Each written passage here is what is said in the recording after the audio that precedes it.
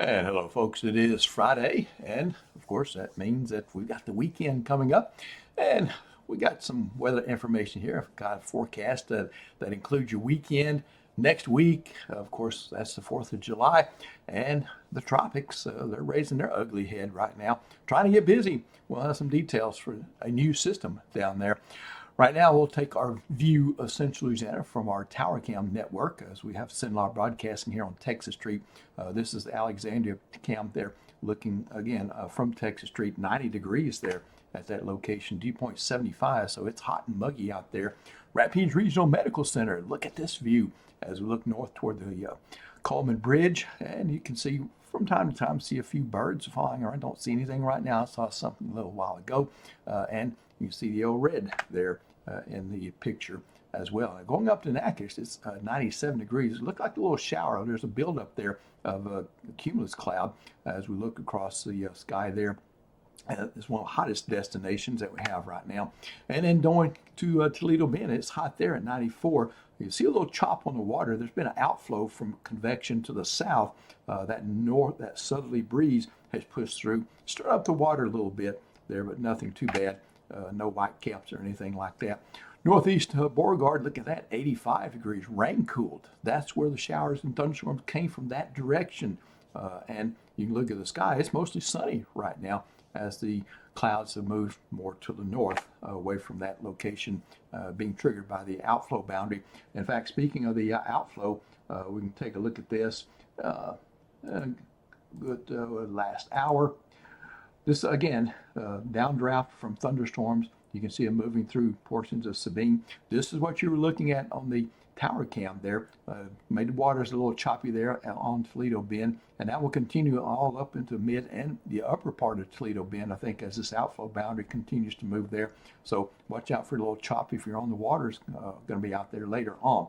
Moving through Grant Parish, going to be headed into southwest wind and then traveling through Natchitoches Parish, not quite to the city of Natchitoches yet. We see more showers and thunderstorms over in Wolf's Parish.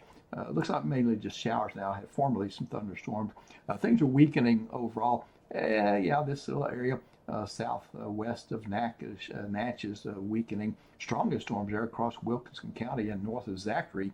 And then let's go somewhere else to the south. There's not too much happening down in that direction. So I think we're good from that. As we lose daytime heating, the coverage will continue to decrease as well. Satellite and radar still showing a little frontal boundary to the north of us.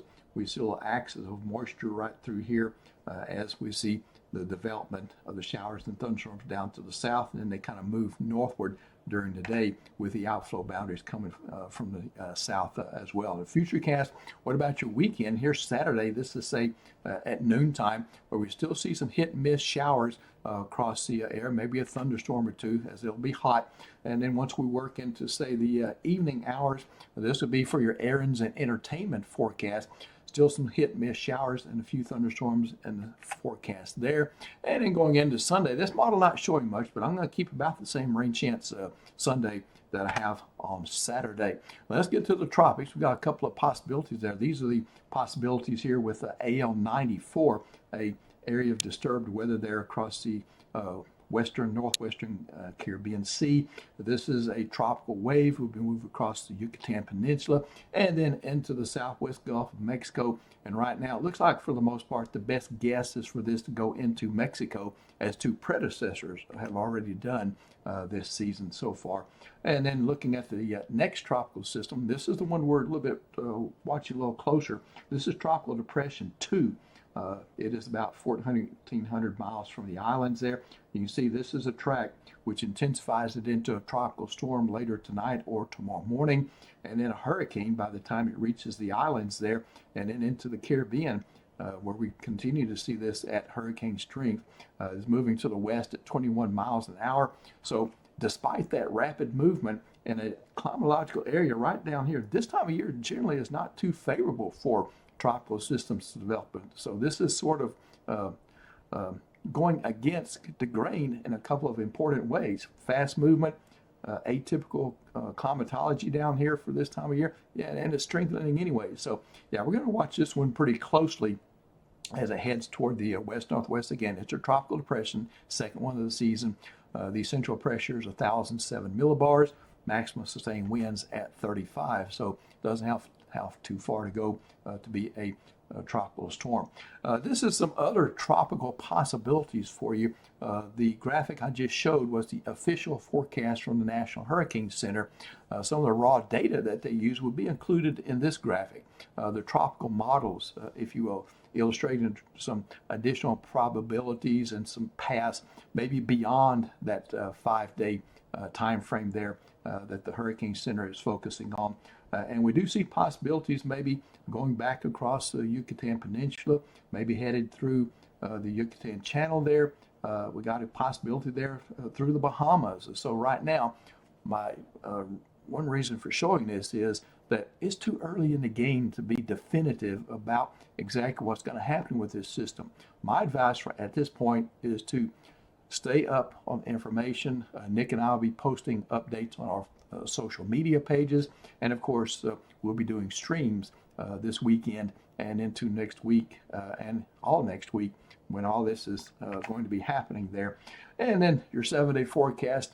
Well, there's no tropical systems in our forecast at this point, just some heat and humidity. We'll see scattered showers and a few thunderstorms Saturday and Sunday. It'll be hot. Remember this 95 to 97 high temperatures that we have, 94. Of course, that is above the typical value of about 92 that we see this time of year. Humidity levels will be a little bit tougher than a normal late June and early July. So yeah, it's going to be hot. Heat indices exceeding 105 will be common throughout this time frame. You'll be cooled off temporarily by some showers and thunderstorms. Best shot of that is Monday with a little front coming into the area from the north. We're going to have a little bit of that northerly action happening again there. And one of the things I've noticed, I've said this before, in all my experiences of forecasting and watching the tropics, when we start getting fronts down here in the summer, that is a time when the tropics in the Atlantic tend to be, and this is common, tend to become active. So, and you see it, we've got 94 and tropical depression 2 already out there. Your 4th of July forecast, let me headline that: 74 low, 96 high, hotter, a little bit hotter than usual, but a rain chance is lower than usual. This is about half the rain chance. Normally we see about 40% on July 4th. I think we're looking at about 20% this time. All right, that's a roundup of your 7-day forecast there. Have a good evening. Have a wonderful weekend. Nick Mickles, I think, is going to stream in the morning from the Farm Bureau.